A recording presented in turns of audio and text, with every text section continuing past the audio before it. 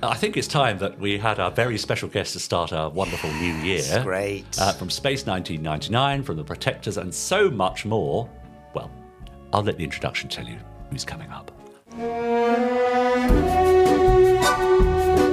There are very few people who could be called a bona fide TV legend, but this week's guest fills the brief admirably. He'll be known to Gerry Anderson fans as Paul Morrow from Space 1999 and for his appearance in The Protectors, but he boasts a host of classic film and TV credits from The Saint to Doctor Who and many more besides. It's Prentis Hancock! Hi. Welcome, Prentis. Welcome. It's a joy to have you in our podcast studio. I mean, looking around me now on the table in front of us, we have various bits of Space 1999 Yes. memorabilia that you'll recognise. There's the eagle. The eagle? They always looked as if they couldn't fly. They're not They the most... seem to fly like dreams. Yeah, absolutely right, yes. Did you ever get behind the wheel of one of these in the yes, series? yes. You have to sit down flat on the floor to handle one of those. Right. You know. Not the most comfortable position, I No, would have it's a thought. very odd position. Yeah. Now, Prentis, over the next couple of interviews, over the next couple of weeks, we're going to be talking to you about your illustrious career, focusing, well, to some degree, of course, with your Gerry Anderson credits, because that's why we're here, but also 68 credits on IMDb. Your first being in 1969, so we're talking a career of well over 50 years. So you may remember that over the last few weeks, we've been talking to each other online about your various Anderson experiences. And I asked you for your first Anderson memory. So, with your permission, I'd like to have a look at it now. Ready? Right. Here we go.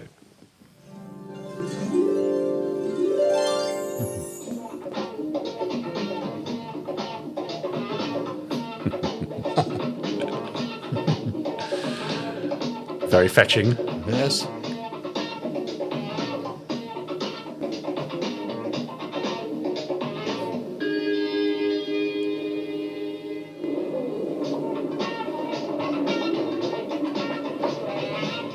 I hardly look a day older. No, you haven't changed a bit from a distance. That costume is quite interesting. Ah, right. Okay, we'll talk about that in a moment.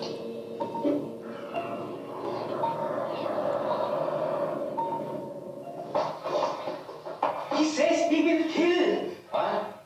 Hello.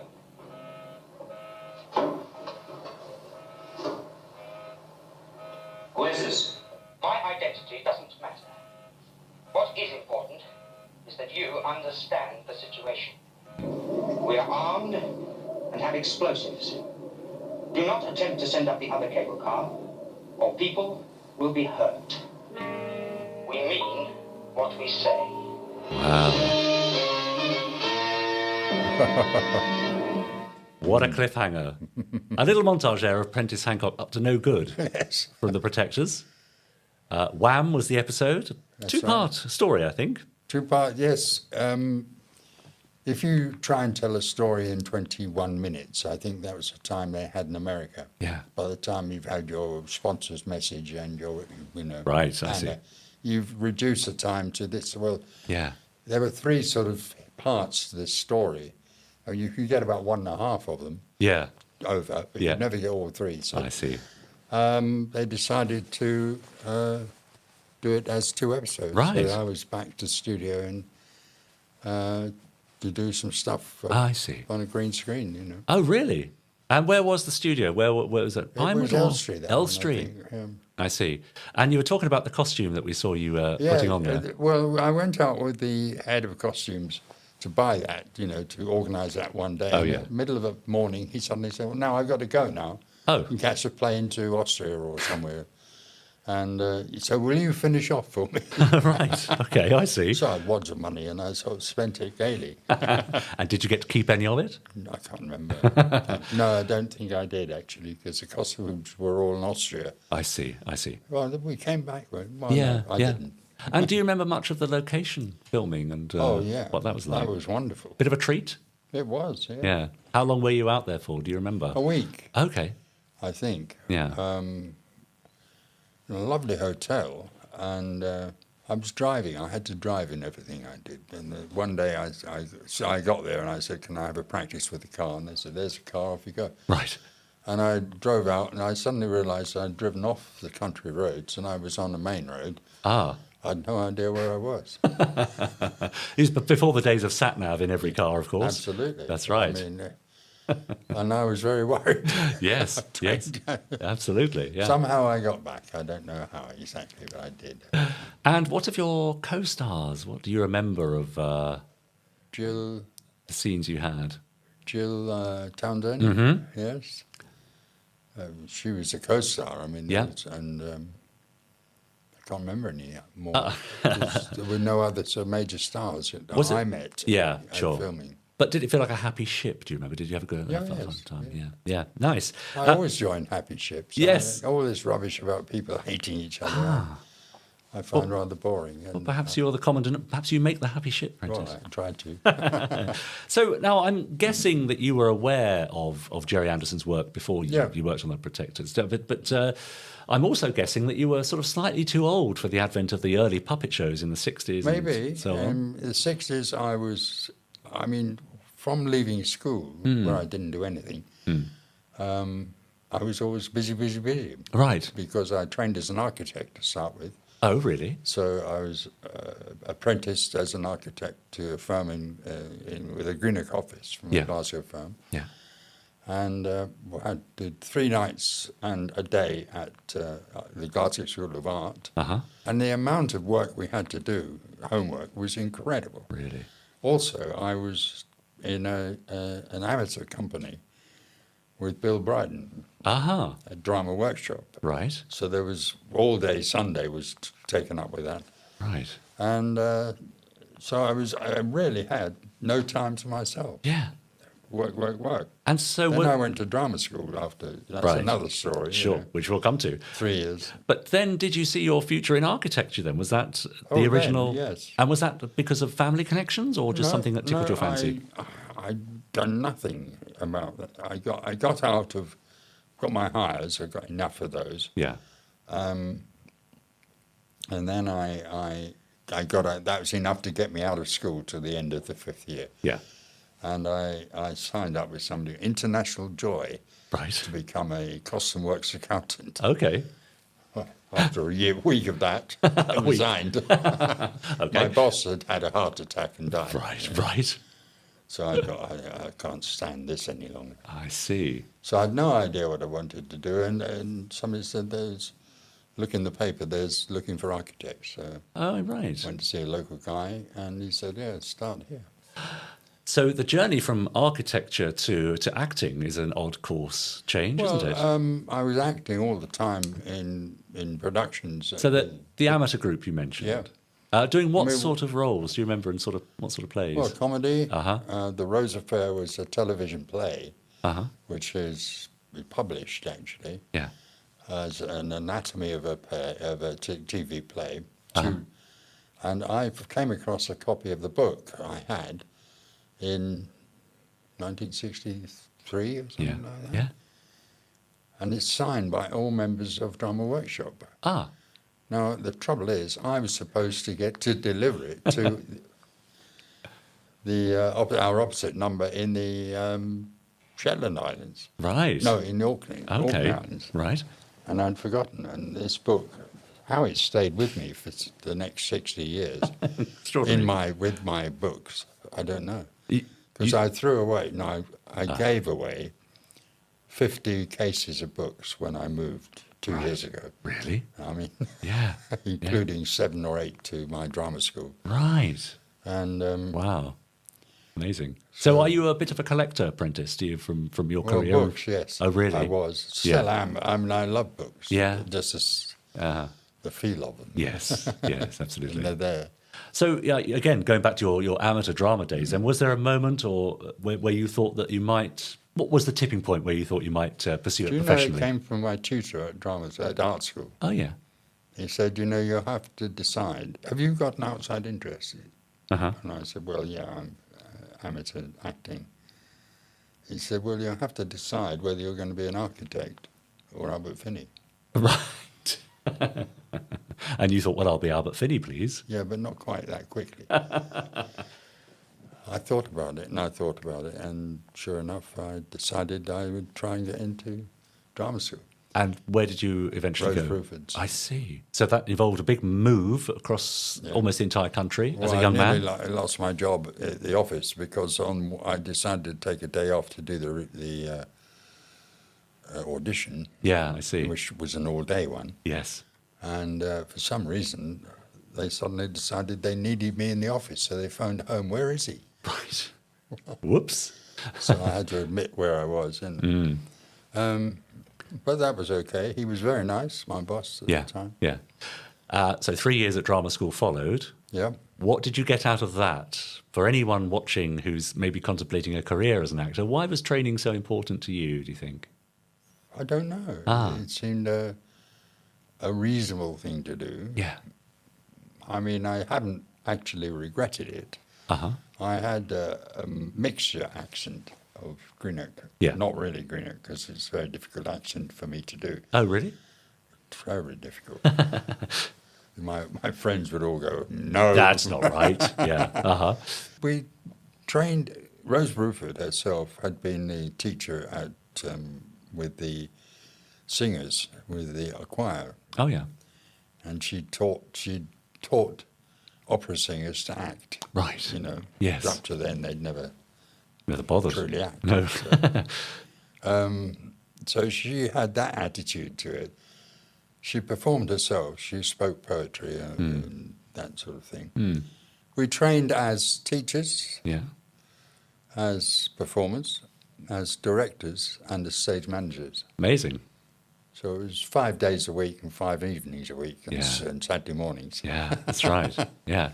Now, you weren't watching Gerry Anderson shows, we know. No. But what were you doing for entertainment? What did you enjoy? Cinema, TV at the time? Early days of TV, I'm guessing? And TV, no, there were very little of Yeah. watching.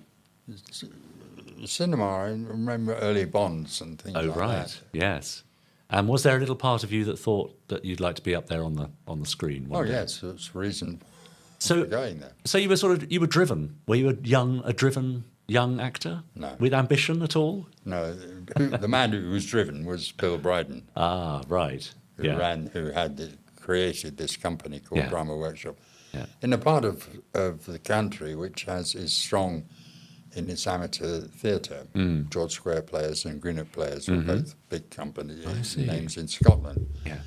And so he invented a new company of youngsters. Yeah. And we did very well. I mean, Peter Evans, who was the sort of looked after the money and all the rest of it, he got us from the corporation, from the council, a shop which was ours to use as we liked as a theatre. I see. And, that was wonderful. Great. We got support. And what did your friends and family think at the time then of this young whippersnapper who wanted a life on the screen and on the boards? They'd never call me a whippersnapper. And I wouldn't give two hoots what they thought. Right, fair enough, fair enough. Now, I'd just like to show another clip, if I may. Yeah. This is the earliest one I could find of your credits from 1971. So this is from the Last of the Mohicans. So let's take a look at this.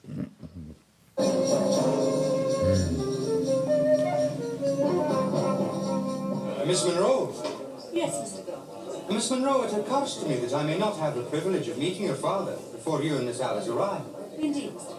Grant. Colonel Monroe commands Fort William Henry. It's an outpost, Miss Monroe. I wasn't aware of that, Mr. Grant. I'm to report to General Webb's headquarters, back at Fort Edward. I was aware of that too. What I wish to say is that I may be stationed at Fort Edward. I see. Thank you, Mr. Grant. You're very kind, Mr. Grant. It is even possible that we may meet at Fort Edward. Then we look forward to seeing you there. Thank you, Miss Alice. But General Webb will never allow ladies to go further into the wilderness to your father's command at Fort William Henry. I'm obliged to you for the information, Mr. Grant. Not at all, Miss Monroe. There we are. Fresh-faced Prentis Hancock from The Last of the Yeah, Mohicans. you'd never believe my face was actually swollen like that, Oh, would you? Because I was directing a play in the West End, a fringe play. oh yeah. At lunchtime.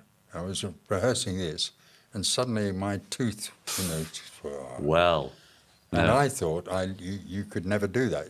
close up. And Yeah. they said, no, it's all right. Can't tell at all, can you? No, that's right. Well, it's fascinating, isn't it? Because TV of the 70s and 80s, well, it wasn't by any means a young medium then, but still an exciting medium. You had people like John Osborne and Dennis Potter writing for TV plays, some of which you were in.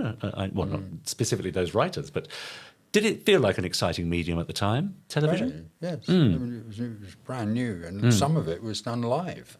Yes. Did you ever have that experience? I didn't have that experience. Yeah. I can imagine it was the nearest I had experience was one of the cop shows. The director or producer always insisted on doing it non-stop. Right, as live, as it were. As live, Yeah, wow. Stressful. With cars involved and the car scenes involved I and see. all that, you know. Yeah, It crazy. was quite hairy. Yeah. Did you find... People running across the yes. set while changing costume. Yes, of course. Quick.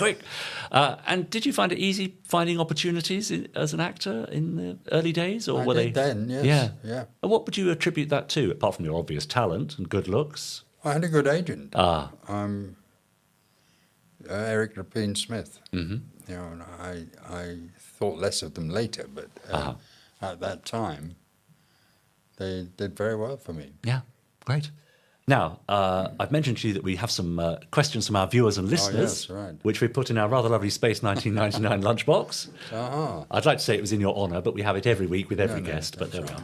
So I wonder if you could reach into here. There's some biscuits in there. Yeah, I'm afraid not. Sorry to disappoint you. Maybe next time. Take one. Two. Yeah, take one for now, and then I'll pass it back, and we'll see how many we get through. This is from Peter Littman. Aha. Prentis, I love your work, not only in Space 1999, but in other 90s scenes. In your honest opinion, were you happy with the scripts in Space 1999?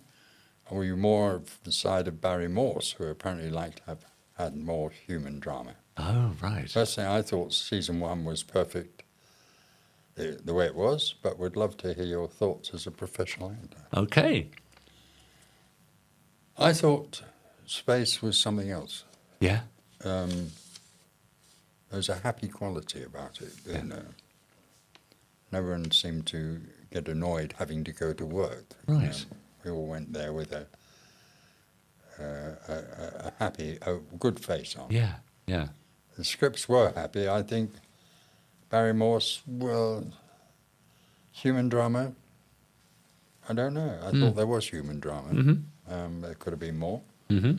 I thought it was perfect in every way too. Yeah, yes, right. I would love to hear your thoughts. Yeah. Those are my thoughts. Well, I mean... I was very disappointed not to be involved in the second series.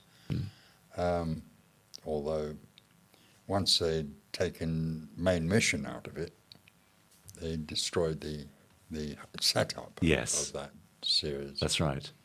That's right. Which I cover in my foreword. Okay, which we'll come to shortly. Did you have any conversations about the second series, or was that just not offered That at was all? not. Right. I was led up the garden path, actually.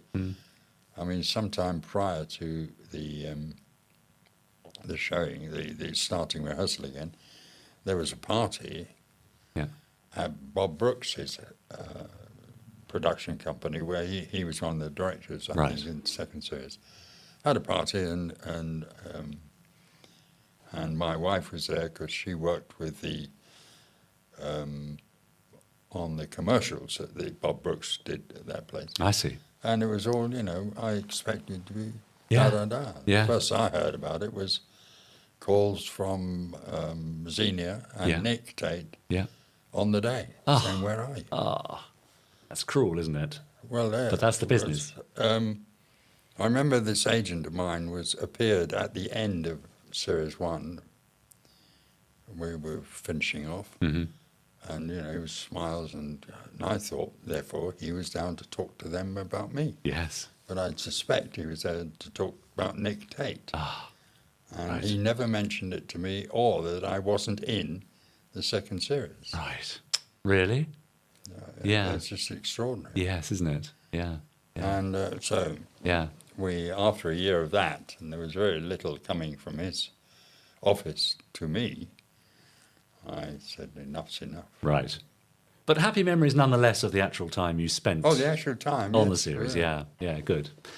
Take another question. Anyone you like? This one's from Jeff Tilley. Prentis and his moustache were iconic. Did he ever shave it off for a role? Oh, yes. Yeah, Yes, well, we saw you in Last of the Mohicans there. Well, Last Mohicans, yeah. Was that prior to your moustache, or a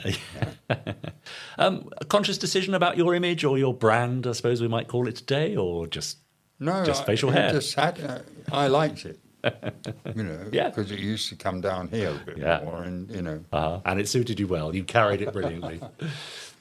Hi, Prentis, big fan. This is from Kevin Gunter. You appeared in two of my favourite shows, The New Avengers and Return of the Saint. Can you recall any memories of working on these two shows? Thank you. Right. Yes, I can. The other day I was stopped by someone in the street who'd just seen The New Avengers.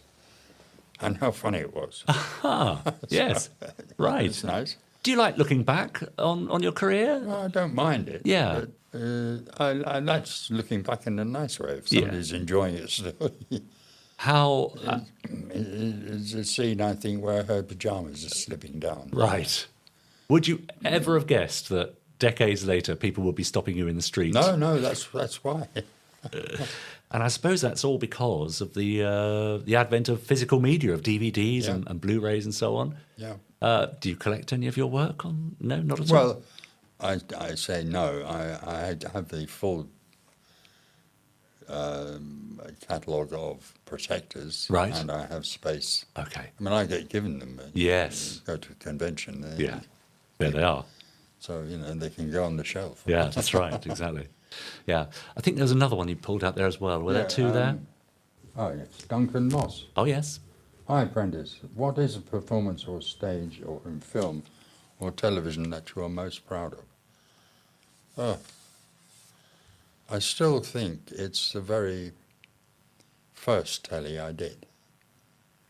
I think it's the first. I think it happened before. Very early, anyway. Yeah. I did a play about the army. Uh-huh. And I had, apparently I had the real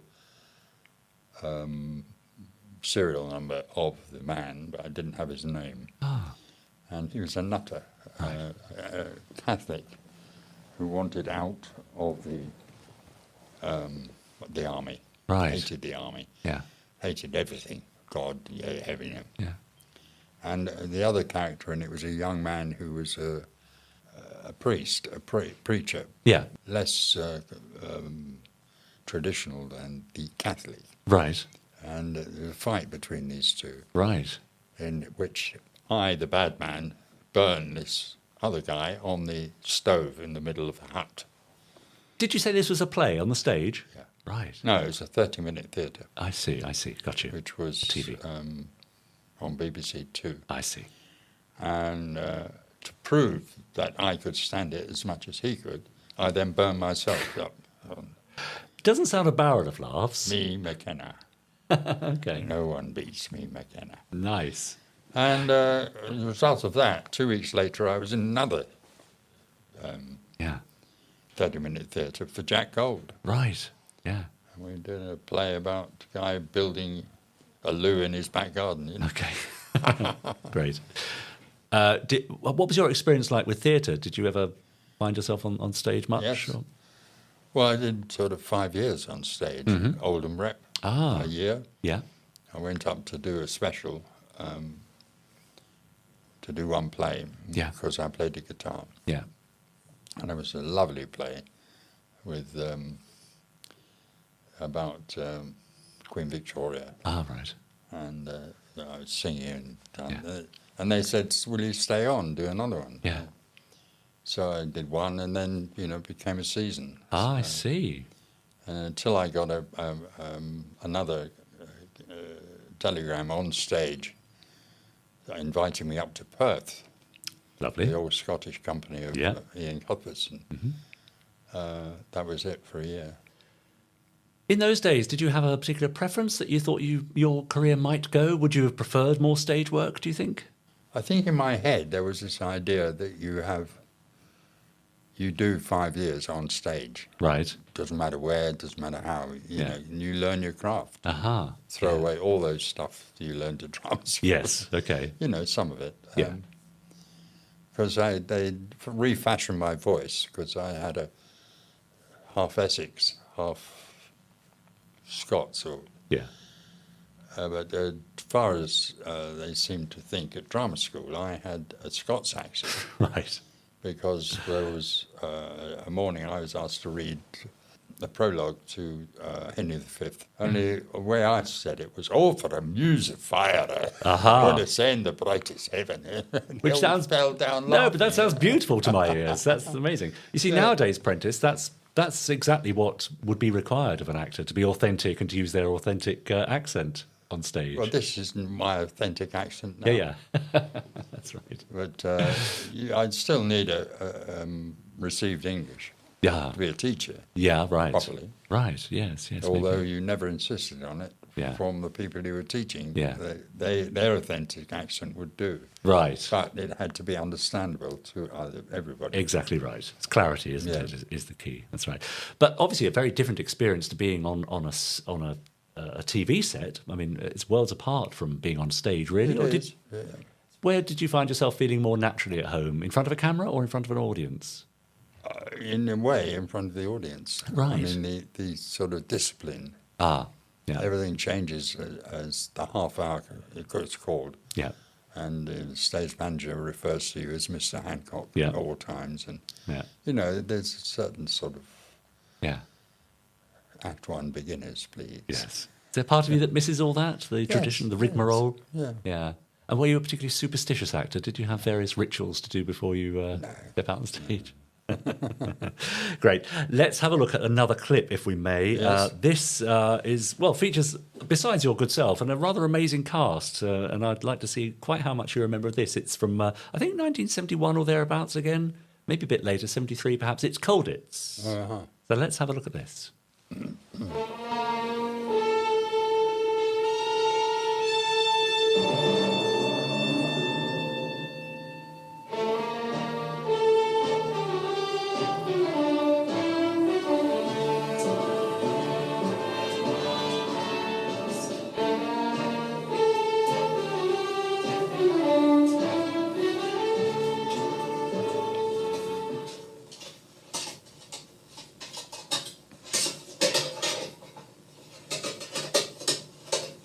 What are you going to do?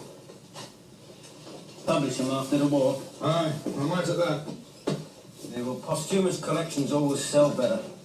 Your best hope's to die young.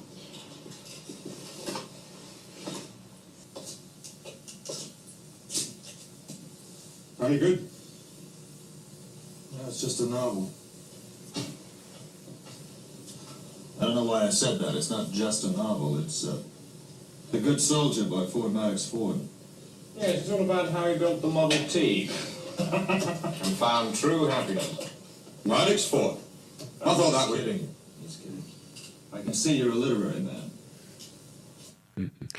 There we go. I can only apologise for your face being obscured by the tinsel. Don't worry. Robert Wagner, David McCallum. Yeah? This was an illustrious cast to be a part of. Did it feel it at the time? Do you remember? No. No. Just the fellow actors. Yeah. Yeah, that's right. He's a very nice man. The Scot, I was only involved in one day. I Yeah. think, Right. So I met him and that was that. Hello. Yes. Goodbye. Yeah. There we are. An actor's Bob life. Wagner was just a nice guy. Right. Yeah. I mean, it's astonishing. They do like talking. They talk the hind legs off a donkey. About themselves, chiefly? Or? No, about the show. Yeah, You know, right, yeah. What the meaning. Yes, I see. You're not of that school. You don't need to be. Say the lines and don't bump into the furniture. Is that Well, the... yes, it's something like that. Yeah. But how extraordinary to see you all at the start of your careers there. Yeah. And what's interesting about that, we were talking with Nicholas Young, who did a couple of episodes of Space 1999 as a guest artist. And he was also in Kessler, which was a series at around about the same time. Yeah. Also dealing with the effects or events from the Second World War. Because, of course, then we were only 25 years away. Yeah. Was that still part of the sort of cultural landscape, do you remember, at the time? Yeah. I remember about that length of time after the war finished, getting in a lift at Park Royal, Yeah. and the producer of Colditz got in the lift too. Yeah. And how are you doing? He said, I'm still doing the Second World War. Right. Yeah. You know, will it ever end? Yeah, that's right. Yeah. Yeah, because there was a lot to deal with there, I suppose. You know, Yes. there's a lot of interesting stories to be told about. We did one episode of Spy Trap, and we had the one person who got off the hood, and the hood was sunk. It was in the show. Yeah, I see. Yeah, right. Yeah, incredible. Now, viewers will be aching to know more about your time on Space 1999 and see a few clips. We'll be doing that next time. But for now, I'd just like to finish with a very quick game that we play with all our guests. It's called Quickfire 5. There's no right or wrong answer, Prentis. Just tell me the first thing that comes into your head. I'm going to give you 2 options, and you simply must choose one of them. Okay, you ready for these? So, would you rather get home by Space 1999 Eagle or by Slough Taxi's finest car? Oh no, by the Eagle. Would you rather have a real-life trip to the moon or a permanent home by the beach on Thunderbirds, Tracy Island? I'll go to the moon. Would you? Got no atmosphere, apparently. Where are you happiest as an actor? Science fiction or historical drama? Historical drama. Ah, interesting. Now, pick a professor. Space 1999's Victor Bergman or Thunderbirds' Brains? No, Bergman. Ah, how could you not? And finally, the Spectrum agents in Captain Scarlet are named after colours. So pick your own out of these 2 from the Dulux colour range. Are you Captain Nordic Spar or Lieutenant Mineral Mist? Nordic Spar. Nordic Spar seems to suit you. Yeah, that does. That's great. Well, we obviously didn't put you off, Prentis. No. You're back again. Back again, yeah. Thank you for making the effort. Now, last week we saw you at work with some of the biggest names in the business, Robert Wagner and the likes of David McCullum, etc.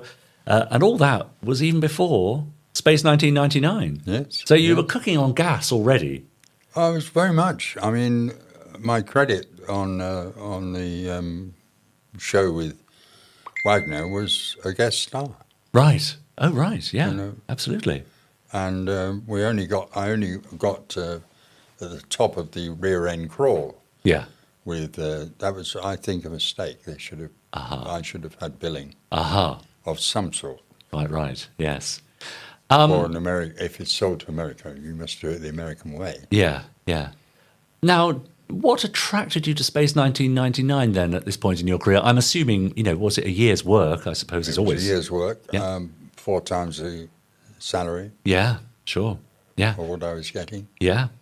plus that included the amount you were paid per week for subsequent showings, Yeah. except UK ones, Right.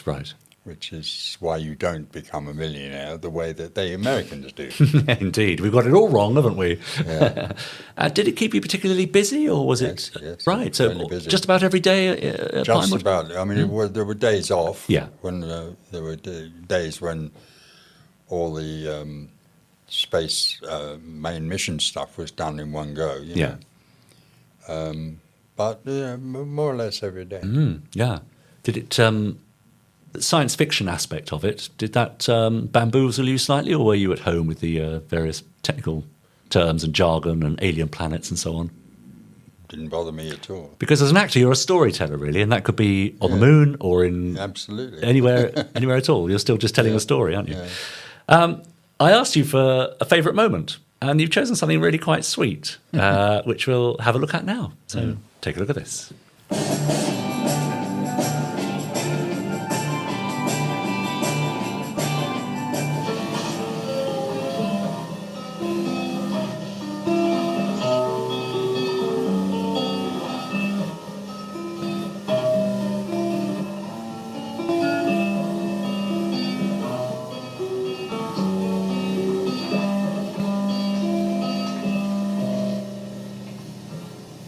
Paul, mind if I share the music with you?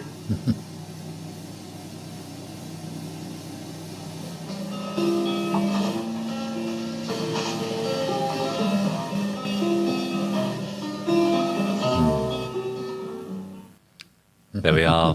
Beautifully done. Beautiful. Yeah, she's There were two reasons for that episode. The other was it's about the third one we did, I think. Yes, we the scene where the two leads, Bergman and Oh, that's Martin Landau, I think, isn't it? Martin Landau. That's it. Yeah. They were about to have the big scene when they drink to it. Yeah. And I'm in that scene to begin with, and then they say, "Well, see, Paul." Yeah. It's a nice guy, Paul, but Yeah, and I knew then where the star finished and ended. Right. Yeah, that's That interesting. was, I could have been in that scene, lurking in the background. Yes, that's right. But a rather sweet scene there with, I think, Suzanne Roquette, I think, in Black Sun there, as you mentioned. Simply strumming on a guitar.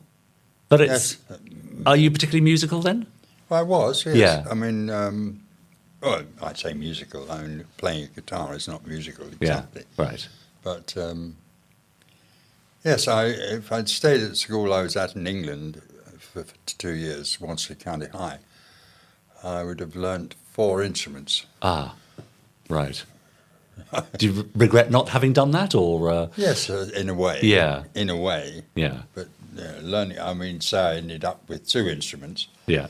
Yes, a lot of practice and a lot of hard work to be sufficiently good on those. Yes. I'd have had a different sort of career, but I Right. think acting was the right one. You still pick up the guitar occasionally? No. Right. When I was 70, 11 years ago now, Yeah. I suddenly put it down. Right. I thought, that's it. Yeah. I'd fed up getting somebody on the computer at night, who knew exactly what he was doing. Yeah. I never ever got round to learning it that much. Right. And so for some reason I never touched it. Yeah, I intend to auction it Ah, right. next year. Right. What will be the 50th anniversary of Amazing. Space, 1999. We're not talking about that very guitar, though, are we? No, that very guitar. Is it the actual guitar you still have and you're considering auctioning it? I bought that for, I think, £16 Right. in Charing Cross Road Right. when I was going to Oldham to do play. Yeah. And that's the price then of a standard guitar. Yeah. But when I got to Chichester, I used to keep it up on a shelf, or somebody knocked it down one day, and it split open, Right. the body of it. Yeah. And my dresser, his father had ran a second-hand shop, Yeah. a high-quality one, Yeah. and he took it for a week and put it all together again Right. and handed it back to me and said, "That's a handmade guitar." Yes, I suppose so. Absolutely. No, not because of what he'd done. But it was already, anyway. yeah. I see. So I looked after it I bet you did. Yeah. when he told me that. Yeah, that's right. Now, that little scene we saw there, it strikes me, was that part of the original script or was that your idea? Because the producers and writers must have known that you were in some way musical. Yeah, well, yes, can't remember when it happened. There's another one where I'm singing. Right, yes. And leading the song in like a party. Yeah, which yeah. everybody's happening. It's one of the most filthy rugby songs you'll ever meet. Great. "Oh," said Jasper, "do not touch me." And you drop one. I was waiting for my marching orders. Yes, but they didn't realise. Yeah. I didn't. Well, I mean, we've stumbled deep now into Space 1999 territory. So, if you don't mind, let's have a look at another scene of you in action from the series. Let's take a look at this. Away from Alpha. Away from sensors, monitors, and computers. We have done the longest tour of duty ever. We deserve a break.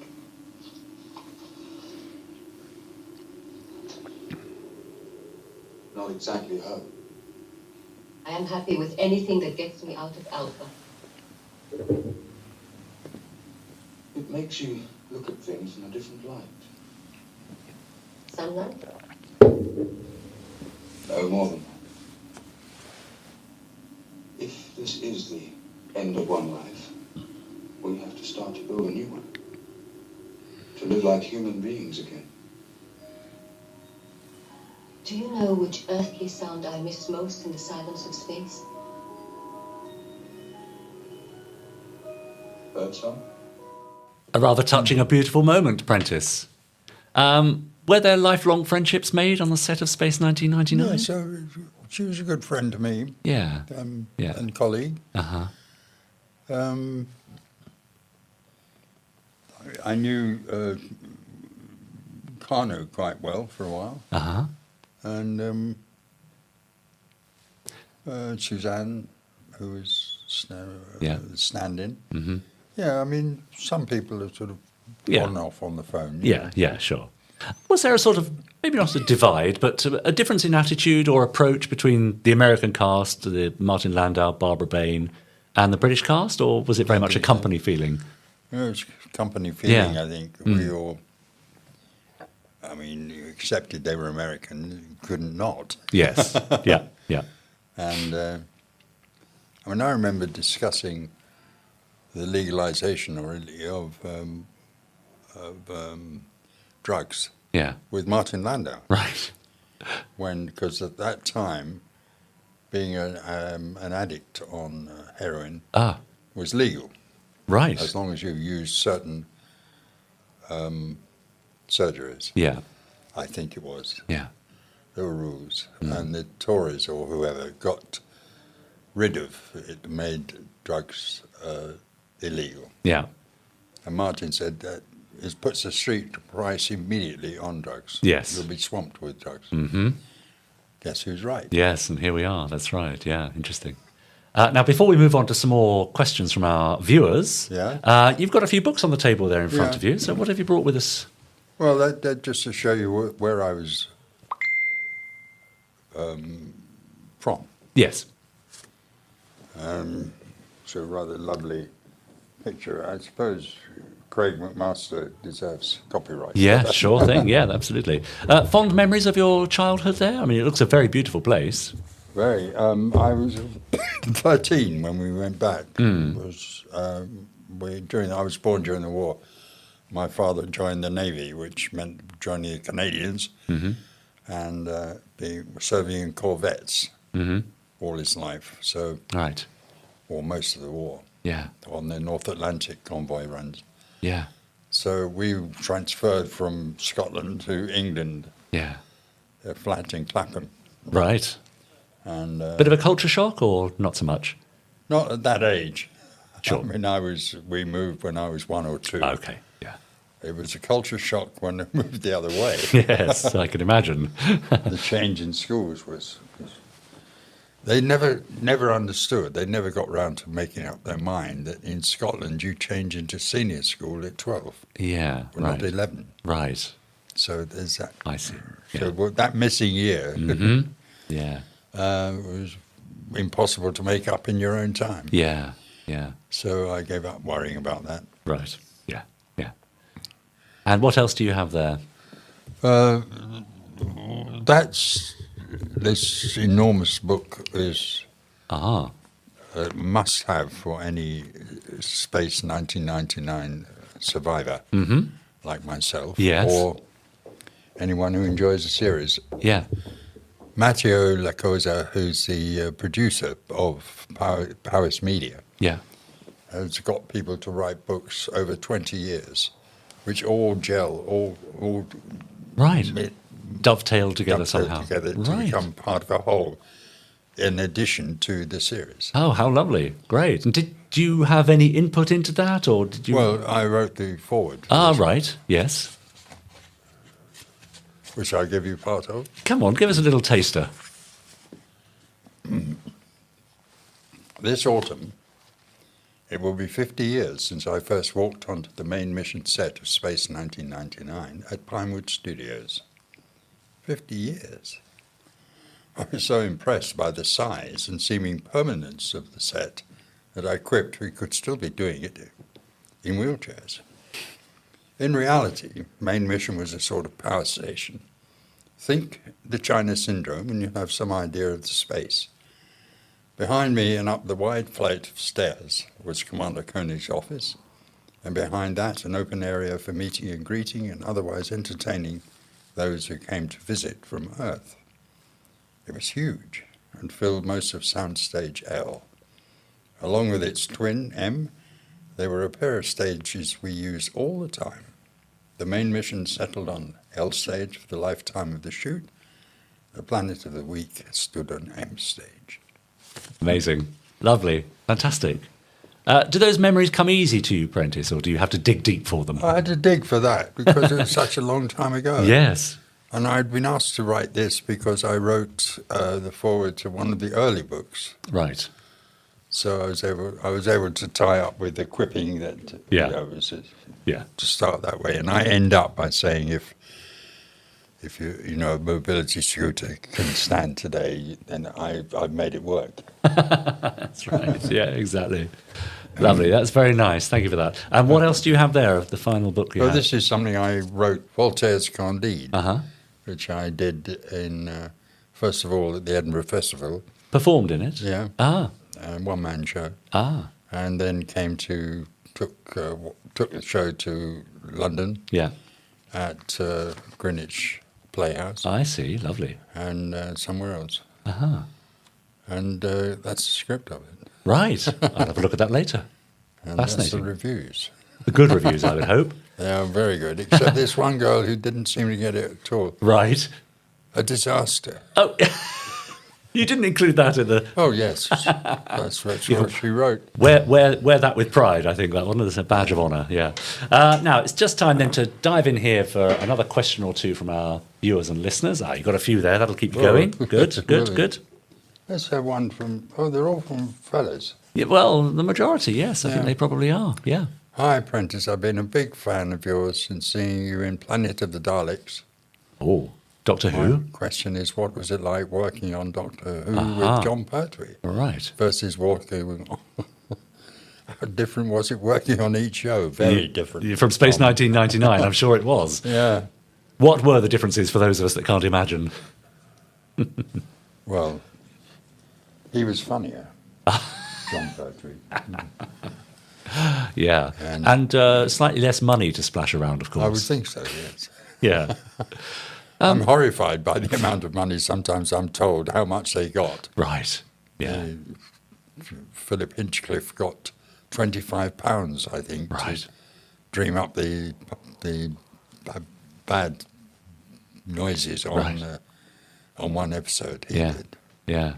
£25. They were effectively BBC staffers, weren't they? That was what they were hired as, which is a pittance, really. Yeah. Another question there. I think you've got a couple. This one's from Anthony Zahita. From Australia, I think. Australia? I think so. Hi, Prentis. I've always admired the intensity of your acting on screen, even in shows like Chucky and the Monster Club, as your characters seem dangerous and unpredictable. Is science fiction of personal interest to you? Also, which role have you always wanted to play? Right.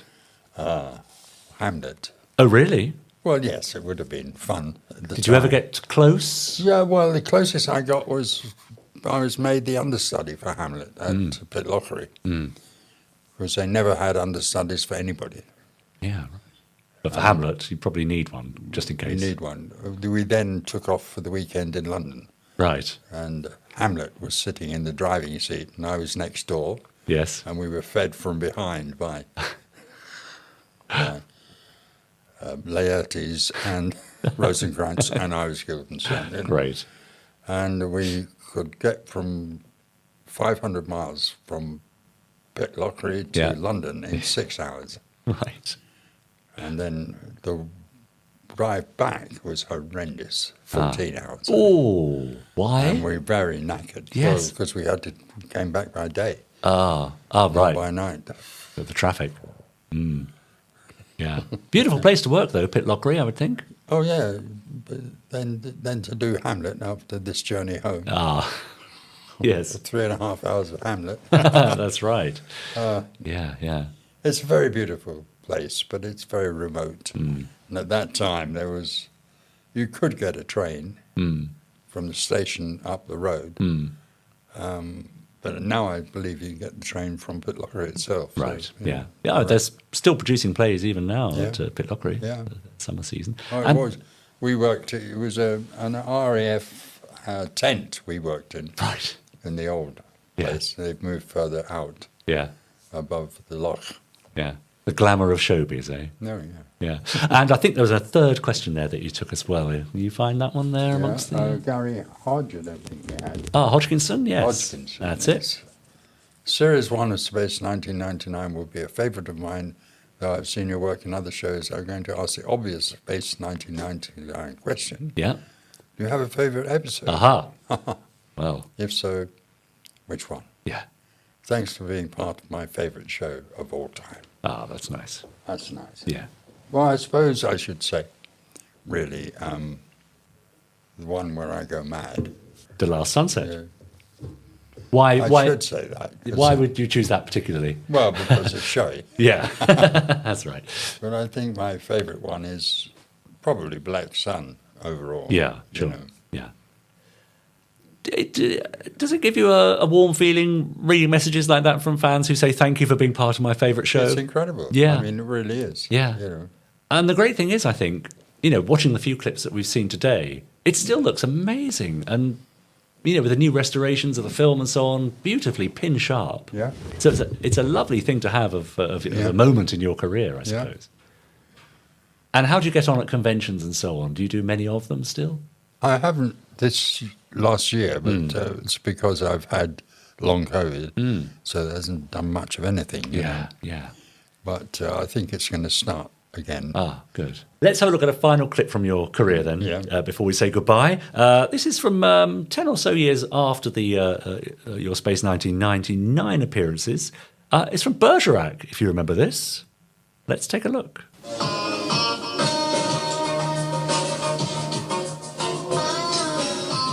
Oh. Anybody home? We're in shock, Harry. I mean, we've got the tilt just about to go down. Everything's planned, and this piece of vomit is thrown up. I mean, what does it mean? Hey, look at the timing. I mean, how can we go on in the circumstances? How gutless can you get? There are 4 of us, and only 1 of him. Yeah, but he found us. Well, he found Ted. And we haven't found him. Anyway, he's a psychopath. I mean, I don't mind a bit of aggro. But a murdering nutter who goes around chaining people to garden benches? Who says there's only one of him? What a bunch of wallies. There we are. Nice. Playing a bit of rough there by the looks of it, Prentis, Bergerac, was that that's right. the name of that episode? That's it. That was the name of the series, yes. Oh, yes. Set on Jersey. I don't know if you filmed it on Jersey, if you remember that at all. Filmed Yeah, it in with Jersey. John Nettles. Yeah, that's right. I mean, such a long and eclectic career. But of course, the clips are only available for the earlier part of it, really, because all your later appearances are all tied up with copyright with various TV, channels, and it's difficult to get hold of. But there's a lot on YouTube that people can find for themselves. Are you happy with the way your career panned out? It's so eclectic, so many different No, I'm not. TV shows. What would you have preferred? Well, I was going steadily in line for getting stardom. I mean, serious. Yeah. It had started. Yeah. But then I had a number of things which all sort of seemed to go against that. Right. And, just bad deals or auditions that didn't work out or bad decisions? That sort of thing happens all the time. Yeah. Yeah. It's, without going into it too much, it started in a way and then got worse and worse. Yeah. So and how do you spend your time these days? What takes up your time? I do very little. Yeah. When you're